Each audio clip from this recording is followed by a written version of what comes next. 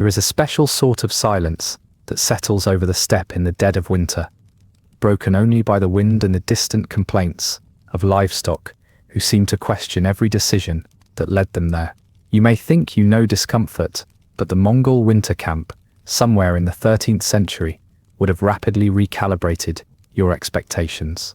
Before we begin, take a moment to like the video and subscribe, but only if you genuinely enjoy what I do here, and let me know in the comments where you are listening from and what time it is. It is always interesting to see who is joining us from around the world. Now then, let us ease into tonight's journey together. Imagine the endless grasslands of Central Asia, swept by cold, that seems less a byproduct of the weather and more a strategic decision by nature to make life interesting. The Mongol Empire, at the height of its power, extended from Korea to the fringes of Europe. Yet the heart of that empire was not a grand palace or an urban center packed with monuments, but rather thousands of felt tents huddled together against the wind, occupied by people for whom the phrase outdoor lifestyle was not a wellness trend, but a basic fact of existence. The winter encampment, or ordu, was as much a test of patience as it was of endurance,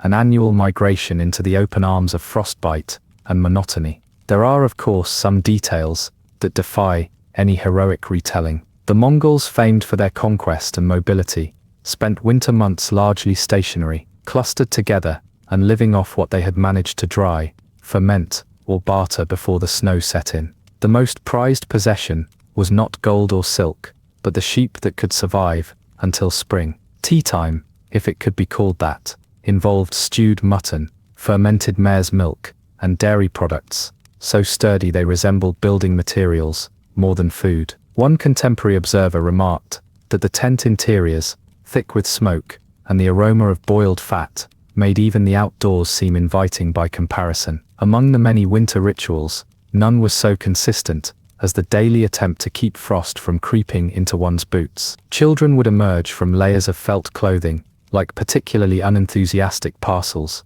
while adults maintained a social hierarchy, so rigid that one could be punished severely for something as trivial as stepping on a threshold or mishandling a ladle. Discipline was admired, but so too was ingenuity.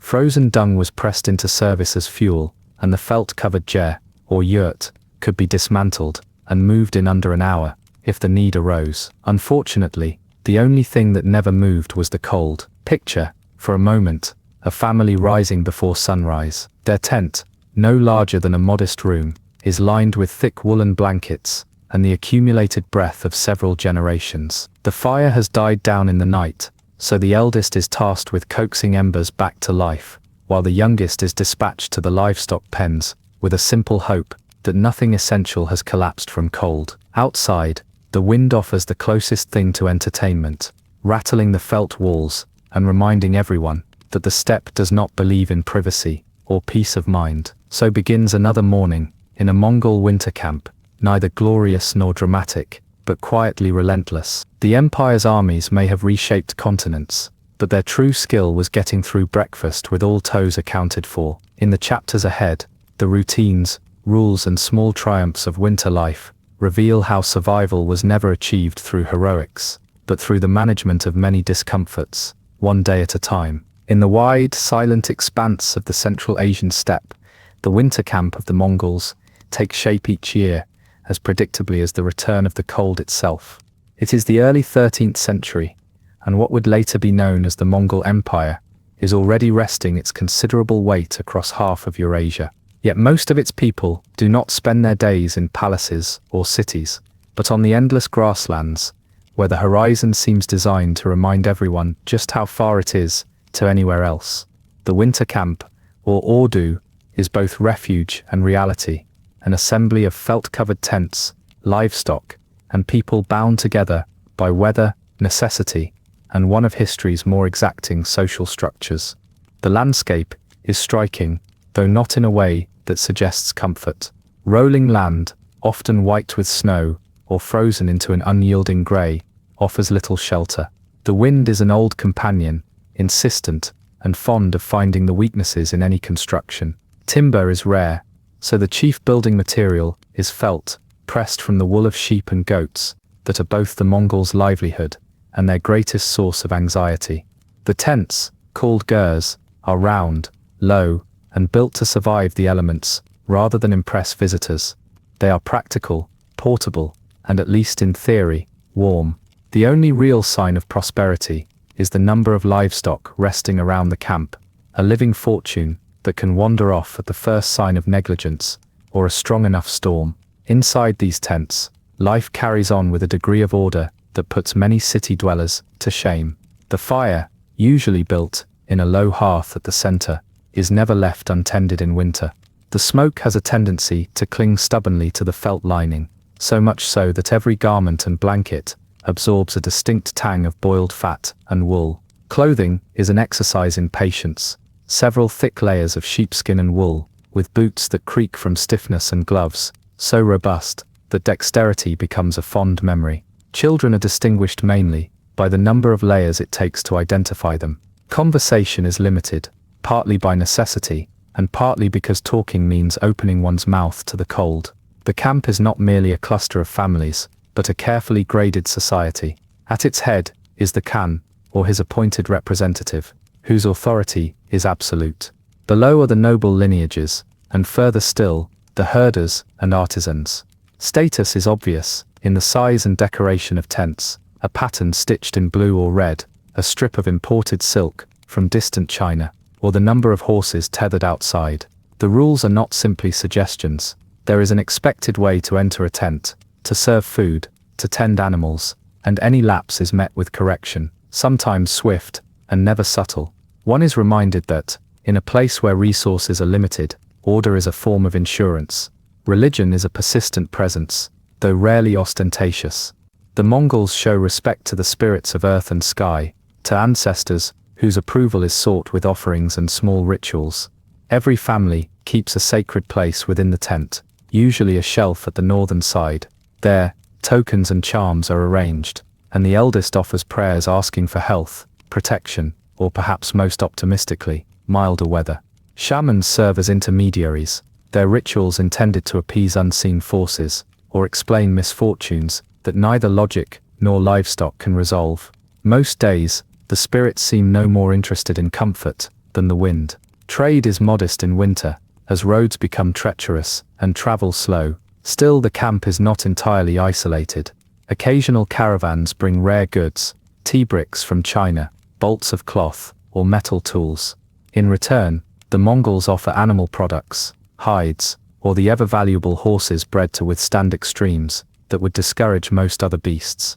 Every transaction is practical, and luxury is measured in warmth, calories, and the chance to hear fresh complaints from someone new. Agriculture is almost non-existent this season, for obvious reasons. The earth is frozen, and only the hardiest weeds dare show themselves until spring. Livestock are both food and capital, tended with vigilance that borders on obsession. Every dawn, herders check for losses, counting sheep, goats and horses, with the resigned air of people who know that fate rarely answers questions kindly. The dung is collected and dried, destined for the hearth, while milk is fermented into a beverage that is valued more for its calories than its flavor. The diet is simple: mutton, dairy, and if luck allows, a little flour or dried fruit from last year's harvest. It is not a cuisine that invites experiments. As the camp settles into its seasonal rhythm, life depends on routines and shared hardship. There is little room for complaint, though plenty of opportunity for mutual reminders that things could always get worse. News travels in the form of gossip, and the occasional official decree, both of which are subject to interpretation by those with time and nothing better to do. This is the center of the Mongol world in winter, practical, persistent, and unyielding. So much for the sweeping epics of conquest. The true challenge remains: keeping warm, keeping order, and keeping the wind on the right side of the felt walls. Within the Mongol winter camp, routine and necessity provide the structure around which daily life is organized. The felt tents, arranged in a semi-orderly sprawl, shelter people and livestock alike, while the steppe beyond remains as indifferent as ever. The social order is unmistakable. Families position their tents according to status, with the Khan, or his steward, placed centrally. enjoying a slightly larger tent, and more importantly, a direct line of sight to everyone else's business. The arrangement is far from accidental. It serves as a constant reminder of authority, and as an excellent vantage point for monitoring who is attempting to barter unapproved goods or neglect stable duties. Though the empire's reach is vast, life in the camp does not often reflect the drama of conquest. For most, politics is something that happens elsewhere, a matter for envoys and messengers who arrive on horseback, bearing orders sealed in wax and dust. These communications carry the decisions of rulers like Chinggis Khan, whose name echoes through the camp as both threat and reassurance. His authority, filtered down through a web of clan leaders and seasoned warriors, ensures that even a winter spent in near immobility is quietly governed. Law is strict and practical, addressing everything from theft to livestock disputes. Punishments are swift,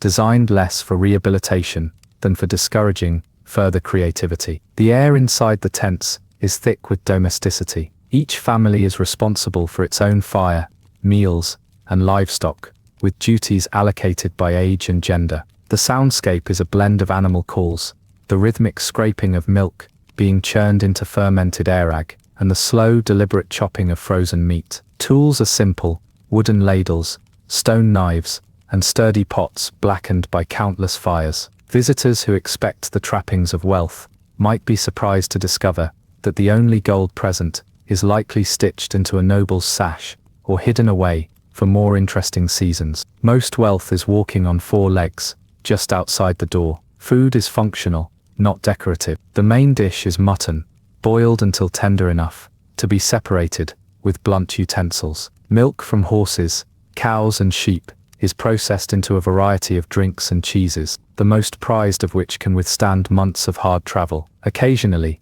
dried berries or nuts appear, remnants of trade with settled neighbors. Spices are rare and best reserved for the sick or particularly tedious meals. Everyone eats together, seated according to status, with the elders served first. Disharmony at the dinner mat is quietly discouraged. Religious observance is woven into daily life, if not the meal plan. Every morning, a brief offering is made to the spirits of the land and sky. These gestures rarely demand spectacle. A splash of milk spilled on the ground suffices, or a murmured incantation, to ensure safe passage through the winter. Some families possess carved wooden idols, or bundles of cloth, believed to contain ancestral protection. Shamans, when present, conduct rituals in low voices, using simple objects, feathers, stones, strips of fur, to communicate with the unseen. For most, faith is measured in practical terms. If the sheep survive, and the wind does not take the roof, the spirits are deemed satisfied. Children are expected to contribute early. Herding, gathering dung for fuel, and fetching water are considered an education more rigorous than any lesson from a scroll. Play is permitted, but always within view of the tents, since the steppe rewards carelessness, with broken bones or missing livestock. Toys are fashioned from bone or scraps of felt, and ownership is temporary, at best. Adults watch with the resigned amusement of those who know that every future Khan once struggled to keep a woolen ball out of the fire pit. Trade, though limited, continues beneath the veneer of stillness. Traveling merchants sometimes visit, braving the cold to exchange simple ceramics, metal tools, or brightly dyed fabrics for meat, hides, and wool. These transactions are brief and lack ceremony. Prices, if they can be called that, are negotiated with the urgency of people who would prefer to be out of the wind. The Mongols take pride in their horses, which remain the only truly indispensable commodity. A well-bred horse can open doors all the way from the Volga to the Great Wall, assuming the horse survives the winter. While agricultural work is paused, planning for the next migration quietly begins. Family elders consult with clan leaders, recalling past routes, grazing rights, and memories of calamities best avoided. The approach of spring inspires cautious optimism, occasionally undermined by a late snow or a reminder from the livestock that planning rarely improves morale. The camp, in the meantime, continues as it always has, guided by habit, custom, and the persistent hope that no one must dig out the tent again this week. As night falls, sound carries easily across the flat land. The lowing of cattle, the muffled laughter from a neighboring tent, and the persistent groan of wind through felt walls mix into a steady reminder that, For all its vastness, the steppe allows little solitude. Each family settles in, insulated by a mixture of routine, resignation, and the knowledge that, in their own way, they are part of one of history's most improbable empires. The evening closes, not with ceremony, but with the careful banking of embers, a minor act of defiance against the cold that will return before dawn, as the winter camp endures another series of nights on the steppe. Time continues its slow and steady passage, marked less by the sun and more by the shifting winds and the routines of necessity. The Mongol ordu is organized to resist both the elements and the creeping threat of restlessness that can set in when travel is impossible. The presence of livestock remains the clearest evidence of wealth and security, though even the hardiest sheep and horses display limited enthusiasm for the conditions. Keeping animals alive is a communal concern, not least because the fortunes of each household are so closely tied to the health of their herds. Herding is a full-time occupation. At dawn, bundled figures emerge to check on the animals, whose breath steams in the cold while their keepers move amongst them, coaxing and sometimes cajoling the less cooperative creatures away from the worst of the wind. Within the tents, daily life takes on a repetitive but necessary rhythm. Meals require coordination and patience. Children are expected to fetch water in sturdy leather bladders from frozen streams, a task that tests both ingenuity and the ability to avoid falling through thin ice. Adults alternate between preparing food, repairing clothing, and tending to minor injuries, burns, cracked hands, and the occasional bruised ego from a mishap with livestock. When work is briefly finished, there is storytelling. Tales of ancestors and famous raids are recounted with the careful embellishment that comes from long winters and little to distract. These stories reinforce social order, remind all listeners of the importance of loyalty, and perhaps unintentionally, highlight the difference between heroic summers and less glamorous winters. Leadership is ever present, though rarely intrusive. Orders arrive and are relayed by those appointed as overseers, by the Khan or his principal deputies. Practicality is the primary virtue. No one is interested in ceremony for its own sake, and certainly no one expects consolation when assigned extra duties. Notices regarding tax collection or herd quotas are delivered with minimal flourish. The Mongol administration, for all its legendary swiftness, is distinctly more tedious in the cold. Scribes use wax tablets and bone styluses to record inventories and settle disputes, often looking for somewhere less drafty to finish the paperwork. Religious life is quiet but persistent. The offerings to the spirits continue each morning, sometimes supplemented by a brief chant or a fragment of song remembered by the eldest present. Larger rituals, marking births, deaths, or particularly unwelcome weather, bring several families together. Shamanic ceremonies are understated. The shaman, wrapped in furs and trinkets, consults ancestral spirits by tossing bones or burning juniper. The practical purpose is twofold: to seek guidance, and perhaps more critically, to pass time in a manner that cannot be considered entirely idle. Faith, as always, is measured by survival rather than spectacle. Trade recedes, but does not vanish. Occasionally, a caravan dares the winter roads, its wagons creaking under supplies for both luxury and necessity. Metal needles, lengths of silk, dried fruit, and tea are exchanged for felt, hides, and sturdy horses. The bartering process is devoid of elaborate negotiation. Each party is aware that lingering outdoors only increases the risk of frostbite. Sometimes word of distant events arrives with these traders, filtered through a dozen retellings. Rumors of ambitious campaigns or alliances are repeated, often with the resigned skepticism of people who know that politics seldom improves the quality of milk or the warmth of boots. The architecture of the camp is a testament to adaptation. The felt tents are periodically inspected and patched. No repair is considered complete, unless it reduces the number of leaks to an acceptable minimum, which is generally defined as fewer than 3. Any family claiming a truly draft-free tent is usually suspected of exaggeration. The fire at each tent's heart is stoked with dried dung, which produces more heat than aroma, though neither quality is entirely absent. In the absence of wood and stone, ingenuity is lavished on improving windbreaks and rearranging possessions to maximize comfort for the oldest and youngest members. Political developments from the wider empire drift into camp as a kind of distant weather. Chinggis Khan's campaigns and his gathering of vassals are spoken of in tones that imply both pride and exhaustion. Success on the battlefield is celebrated, but daily life remains stubbornly practical. The camp's social structure, enforced by a blend of tradition and the threat of sanctions, is mirrored in the broader Mongol world.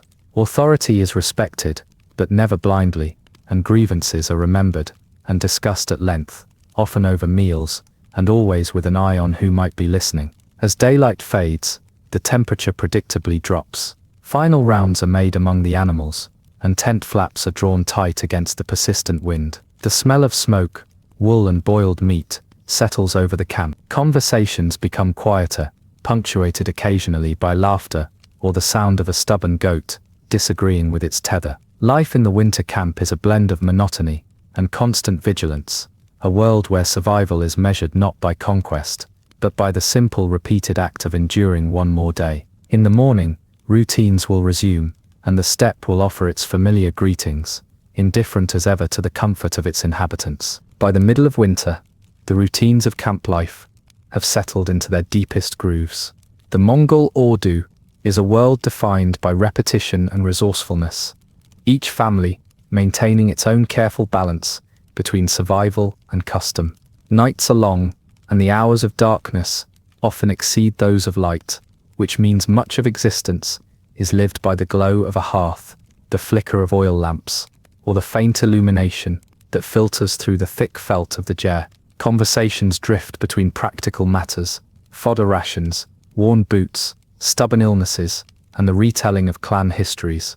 The past is not an abstract subject, but a series of decisions and consequences that feels very much alive, especially when the cold presses in and there is little else to break the silence.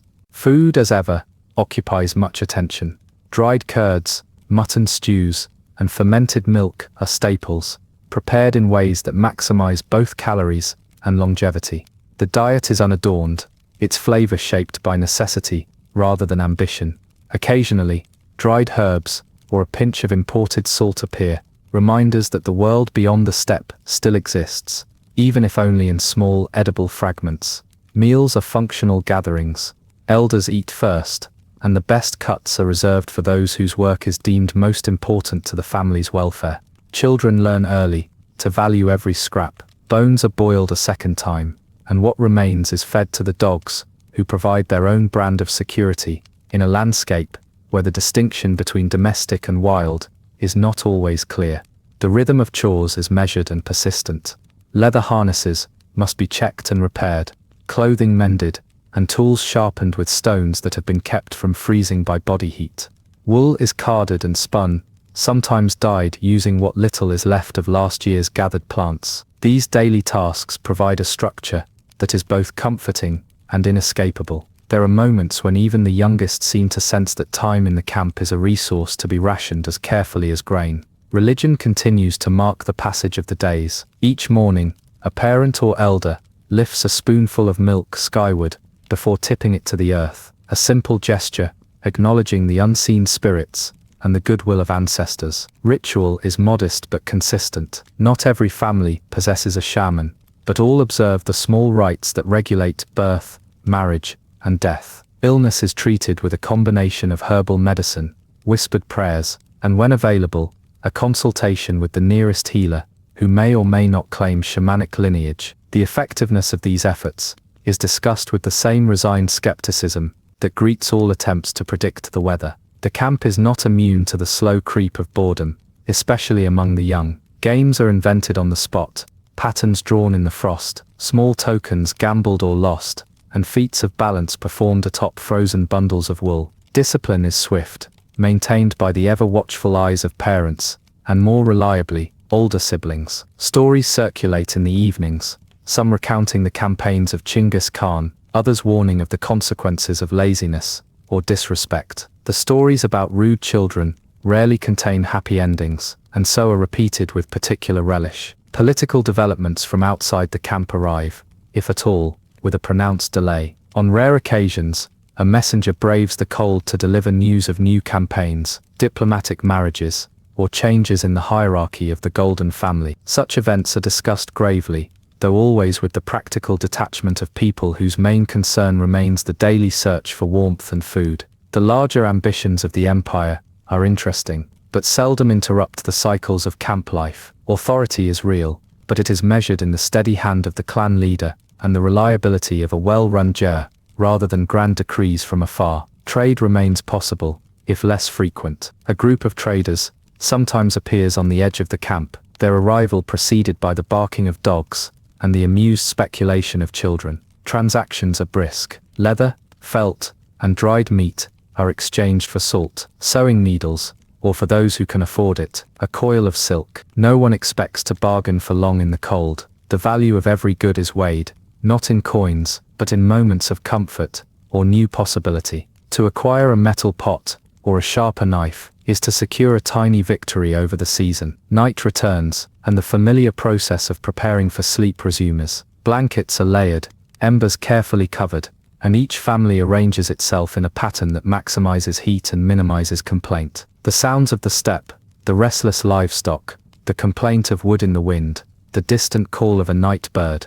filter through the veldt with a clarity unique to the open grasslands. On such nights, endurance is measured not only by strength, but by the ability to endure sameness with a sense of purpose. The Mongol camp faces another night, confident in its patterns, guarded by its routines, and above all, undistracted by the passage of anything so unreliable as comfort. As the steppe winter persists, the Mongol camp's attention drifts to the matters of maintenance and adaptation that demand quiet expertise. Within every ger, even the most basic tasks take on a particular weight. The veldt walls are re-examined each morning for new cracks or damp patches, since any lapse in diligence inevitably results in unwelcome drafts, or worse, a visit from the creeping frost. Repair work proceeds without ceremony. Women and elders mend rips using bone needles and thread spun from sinew or animal hair, while children fetch fresh velts from stored piles, stepping lightly to avoid disturbing the icy dust that settles everywhere. By dawn, the smell of smoldering dung clings to everything. Its smoke is a comfort insofar as it signals warmth. That the aroma never quite washes out of clothing is a truth that everyone accepts, if not with pleasure. Mobility, a defining quality of Mongol life, is largely suspended for the season. The carts and pack saddles, so vital for long migrations, are stored and checked for damage. Wheels are propped on blocks to prevent freezing to the earth. The horses themselves, essential to both status and survival, are kept close. Each animal is brushed and checked daily for injuries. The quality of a household's horses is a subject of much quiet pride, and no small amount of subtle rivalry.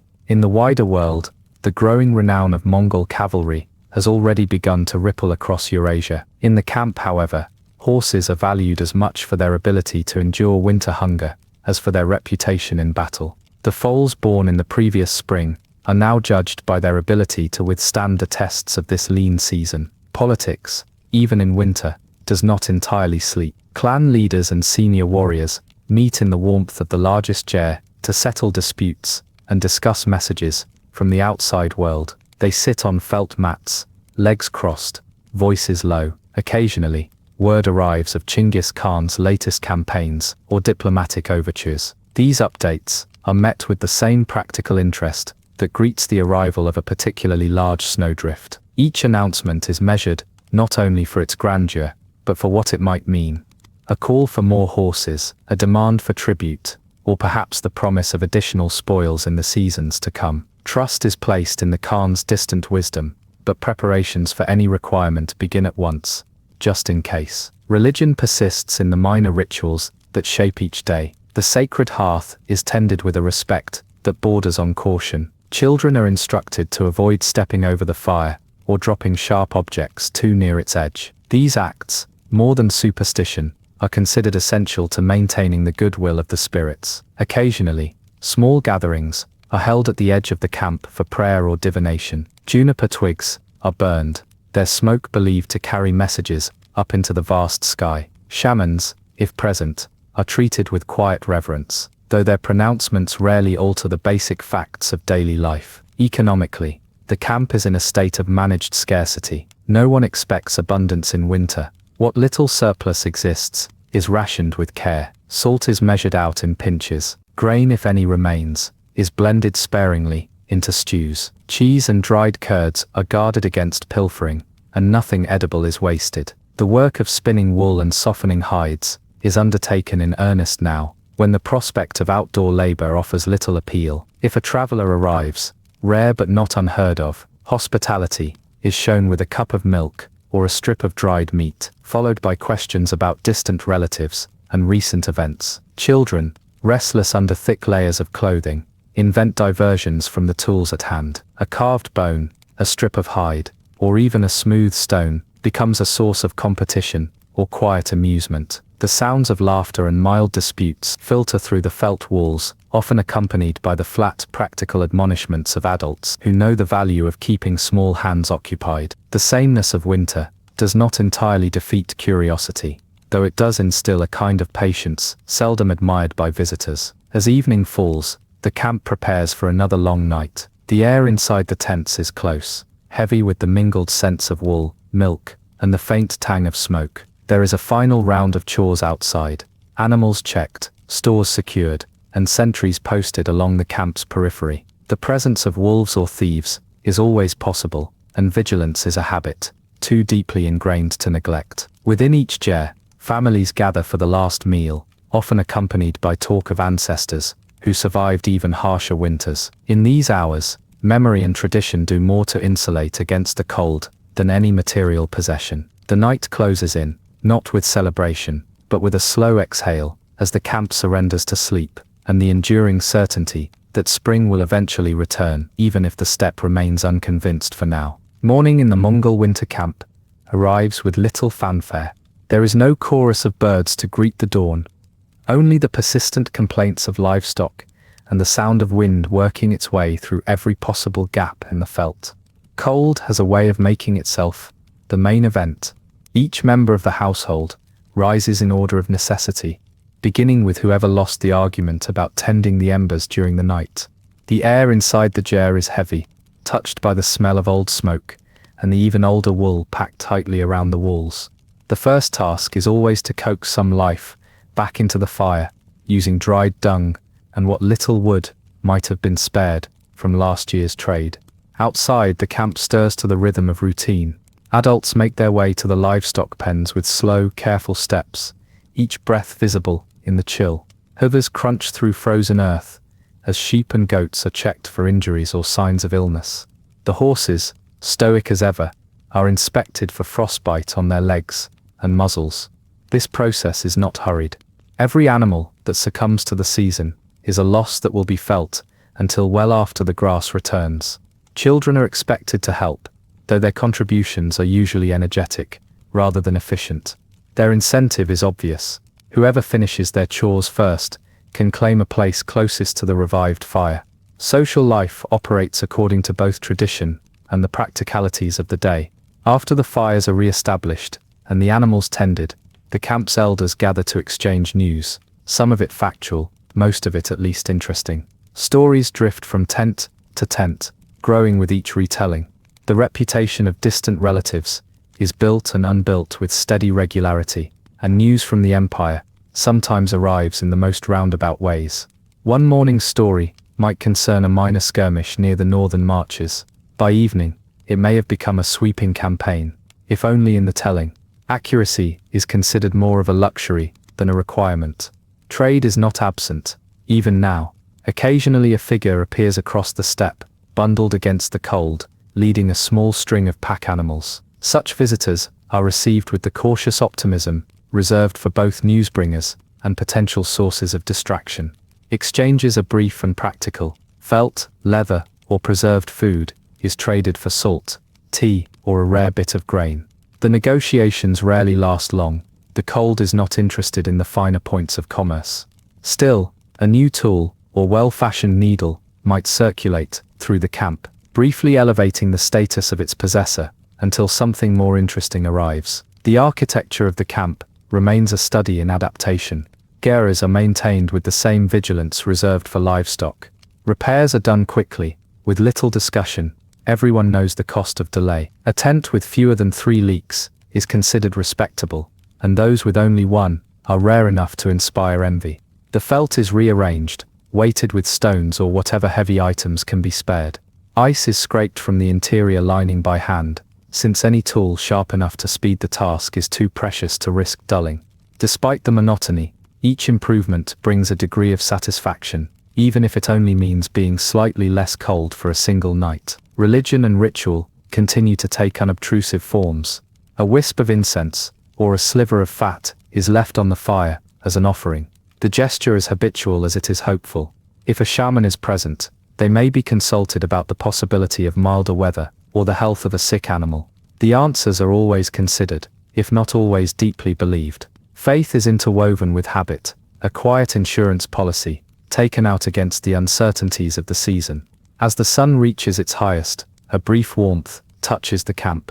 Work pauses, meals are shared, sometimes outside, if the wind allows, more often huddled together on mats inside the ger. The talk is low, punctuated by the clink of bowls, and the occasional protest over serving order. There is little ceremony, but much observation.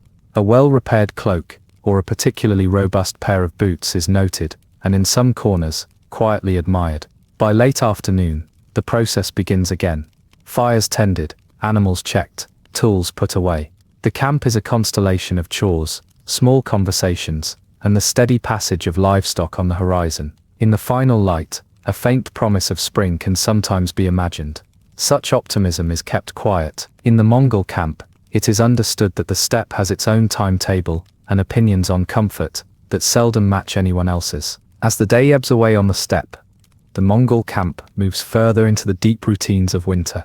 Afternoon shadows stretch over lines of hoofprints and the low outlines of the gers, modest dwellings that now serve as protection, not only from the elements, but from the monotony that winter insists on imposing.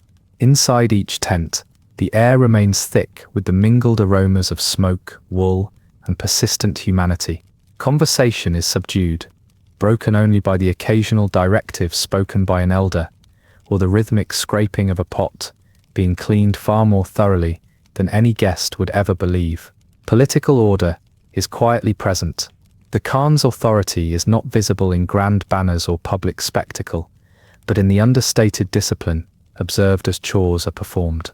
News of Chinggis Khan's ongoing campaigns and distant victories occasionally travels through the camp, carried by riders whose endurance is sometimes viewed with more awe than the military news they bear. The effect of such tidings is rarely immediate. Instead, they foster an ambient awareness that the camp's routines are sheltered within a structure much grander than any winter storm. For most, the political reality is measured in herd counts, the number of healthy horses, and the reliability of those tasked with enforcing the rules. Sanctions for theft or carelessness remain swift, and given the circumstances, impressively consistent. As with authority, the seasons impose their own expectations. By midwinter, supplies are carefully inventoried. Anything resembling luxury, be it a handful of dried berries or a scrap of imported cloth, is doled out sparingly, often reserved for those who are ill or for small celebrations. On rare evenings, a story or song may be performed, recalling the victories or defeats of ancestors who endured winters even less forgiving. There is little appetite for self-pity. The presence of the wind serves as a reliable corrective for anyone tempted to romanticize hardship. Within the ger, daily life continues according to age-old patterns. Junior members of the family, having been reminded of the hierarchy at every meal, take turns spinning yarn or softening leather. Tools are passed from hand to hand, warmed by woolen sleeves before use. The floor of the tent is a living archive of family history, with animal pelts and battered mats that have survived more seasons than most present can count. Privacy, naturally, is non-existent, though complaints are rare. The expectation is that comfort is, at best, communal. In the absence of fresh food, preservation becomes a quiet obsession. Strips of mutton are hung to dry in corners, where the smoke from the hearth will flavor and protect them. Curds and cheeses are stored in skin bags, checked regularly for signs of spoilage. The sharp tang of fermented milk is a constant presence, as is the faintly sour aroma of wool, that has endured months of proximity to warmth and damp. Occasionally, a pot of broth will be enriched with a precious pinch of salt or a handful of dried herbs, producing a meal that for a brief moment suggests the possibility of indulgence. Trade remains a background activity, conducted with visitors whose arrival is noticed by every dog and most of the children. The exchange of goods is practical and brisk. No one lingers over negotiations when the cold presses in from all sides. Rarely, a trader will bring news of distant alliances or conflicts, rumors of decisions made by the ruling family, or the movements of armies many days' ride to the west. Such information is received with polite interest, but it seldom changes the immediate priorities of keeping livestock alive and children suitably occupied. Spiritual observances are understated, yet ever present. A sliver of fat on the fire, a whispered prayer as evening closes in, or the careful arrangement of family talismans near the hearth are the rituals that anchor each day. On occasion, a shaman may be called to interpret a dream or offer reassurance after a difficult night. The belief in unseen forces is not so much proclaimed as quietly assumed, woven into decisions about travel, food, and even the placement of a tent flap. Agriculture, dormant during winter, is still very much in the minds of the elders. Plans are made for the next migration, routes discussed and grazing rites recalled from memory. The hope is always to find pasture that has not been exhausted by neighboring camps. The decisions, like most things in the camp, are taken collectively, with input from those who remember the previous year's disasters more clearly than its successes. As darkness falls, the camp contracts into a series of small glowing islands under the great sweep of the steppe sky. The cold is never truly banished, but it is kept at bay for another night by the same blend of endurance, routine, and a shared understanding of what it means to survive, where comfort is always provisional. The Mongol camp, for all its apparent stillness, remains quietly alert to change, even as the steppe outside pretends it will never come. Night in the Mongol winter camp is both quieter and more alert than the day. The absence of sunlight brings a sharper cold, a stillness that seeps into every layer of felt and fur. Families compress around the hearth, their bodies forming a haphazard fortification against the persistent chill. The air inside the jar grows thick with the combined scents of wood smoke, steamed wool, and the faint remnants of boiled mutton. Conversation drops to a murmur. The day's disputes and chores are set aside, replaced by the more agreeable business of staying warm and keeping the embers alive until morning. The sounds that remain are those of endurance. Somewhere in the dark, livestock shuffle and snort, shifting to conserve their own warmth. The occasional howl of a wolf, or the far-off clatter of a horse's hooves against frozen ground, reminds everyone that the camp, for all its routines, remains an island of civilization in a rather unsentimental wilderness. Guards posted at the periphery do not trouble themselves with elaborate patrols. Their task is clear: to notice anything out of place before it becomes a problem. Most nights pass without incident, but the knowledge that a single mistake could prove costly is a reliable source of vigilance. Hospitality persists even at night. Should a late arrival appear on the camp's edge, tradition demands a welcome, however spare. The guest is ushered into the nearest tent, provided a seat near the fire, and whatever meal remains. Conversation is cautious at first, practical in its scope. Questions about road conditions, news of neighboring clans, or the health of mutual acquaintances. Trust is not assumed, but it is rarely refused outright. Reputation, after all, travels as quickly in winter as it does in summer, and news of both hospitality and misstep is sure to circulate. Within each tent, generations share both space and stories. The night may bring tales of ancestors who survived greater hardships, or of distant campaigns whose characters have grown steadily larger with each retelling. Chinggis Khan, even if rarely mentioned directly, is present as a point of reference, his early struggles and habits described as a way of contextualizing present discomforts. If a child complains of cold, an elder may recall that the great Khan himself was not above shivering through unforgiving nights, albeit with slightly more authority over the communal blanket. Such narratives are not intended to inspire, so much as to remind everyone that endurance is not a modern invention. Spiritual matters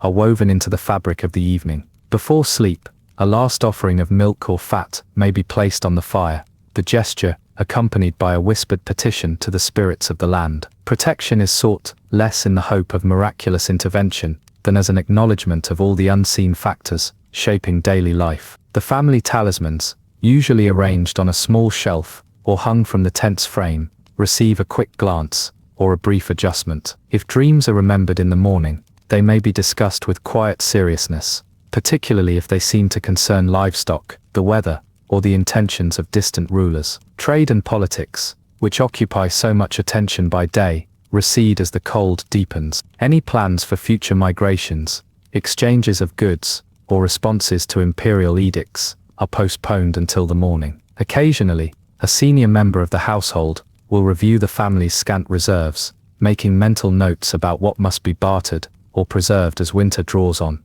The arithmetic of survival is performed in silence, sometimes broken by a low remark about whose boots will require mending next. Sleep comes in stages. The youngest members of the family, buried in furs and blankets, succumb first. Adults settle in more gradually, their bodies accustomed to waking at the slightest irregularity in the camp's sounds. The fire is guarded through the night, its maintenance a shared responsibility. Each member will take a turn, not out of preference, but because the cost of failure is well understood. Morning may bring renewed tedium and another round of chores, but it is always preferable to the alternative. The sky above the camp remains clear, the stars as sharp as the coal. For all its hardships, the Mongol winter camp is not a place of despair, but of measured resilience. Its people, bound by custom, vigilance, and a patience that borders on stubbornness, endure one more night, as they have for generations. The empire beyond the horizon may rise and fall with the ambitions of khans and armies, but inside the tents, the priorities remain unchanged. Keep the warmth, keep the order, and keep the wolves, both literal and otherwise, at a comfortable distance. With the arrival of another dawn, the Mongol camp awakens to the same enduring realities of winter, though the smallest changes are carefully noted by those who have long learned to pay attention.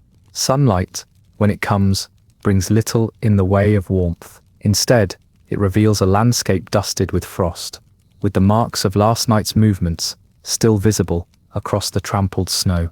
The first to rise are met with the muffled quiet peculiar to mornings on the steppe, a silence shaped not only by distance, but by the deliberate effort of all creatures, human and animal alike, to preserve what little energy remains.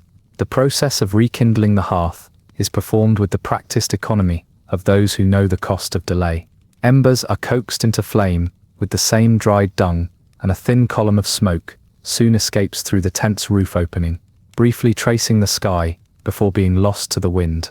Inside, the routine begins anew. Children, swaddled in so many layers that their movements hardly suggest enthusiasm, are dispatched for water and to check the livestock. The oldest members of the household, whose authority is measured in winters, survived, oversee preparations with a mixture of instructions and the occasional sharp reminder. There is little romance in these tasks, yet every gesture has its purpose. Meals, such as they are, remain consistent. The morning offering to the spirits is made before the largest pot is set to boil. Milk, if it is available, is shared sparingly, and only after the youngest animals have been tended. A breakfast of dried curds and yesterday's mutton is not the subject of much complaint, for complaint would serve no purpose and might even be considered a lack of gratitude. The absence of novelty in food is reflected in the conversation, which turns to weather, to minor repairs, or to the fate of a neighbor's horse that proved less sturdy than advertised. The social fabric of the camp is maintained through observation as much as action. Status is constantly negotiated, through the possession of a particularly robust horse, or by the display of imported cloth somewhere along a tent's lining. The arrangement of tents, the order in which people address each other, and the right to speak in council are all quietly reinforced each day. Disputes are rare but never absent. When they arise, they are resolved quickly, usually in the presence of elders whose memories of similar arguments run deep and whose judgments tend to favor communal stability over individual pride. Official sanction is rarely needed, but its possibility is always present. Religious life continues along unobtrusive lines. The day's plans may be shaped by a shaman's advice, or by the interpretation of a recent dream.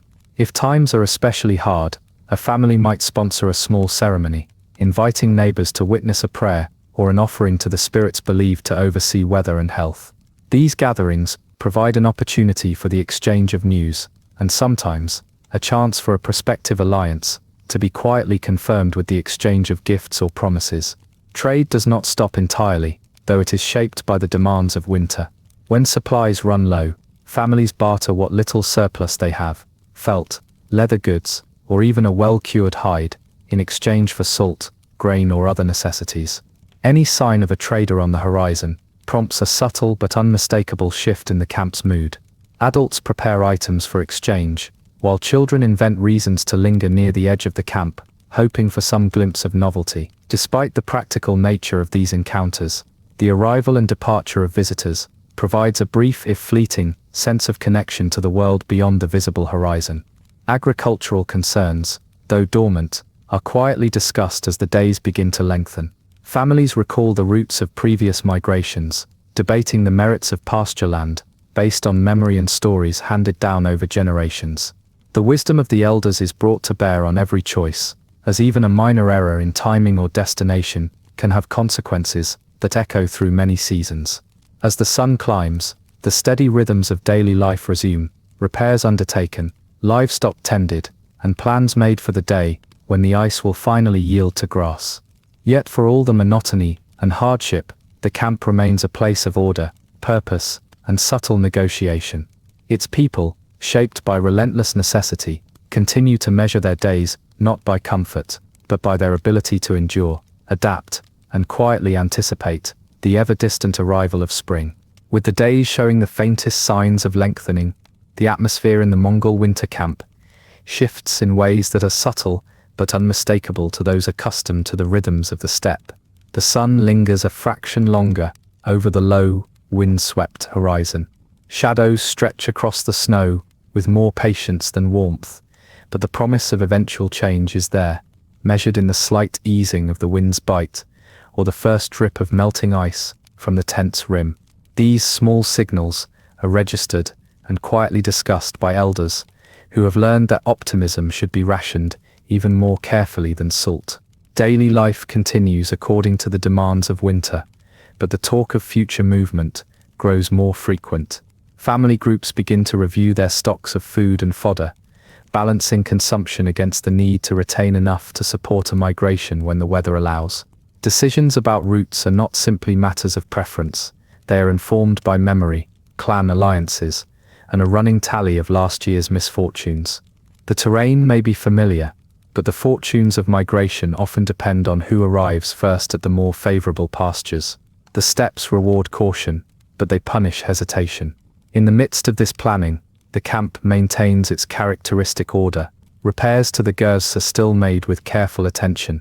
Each patch added to the felt is both a practical adjustment and a material record of previous seasons. New births among the livestock are noted with mild satisfaction. The survival of a foal or lamb in the last weeks of winter is regarded as both a blessing and a logistical challenge, since each new mouth requires a careful adjustment of rations.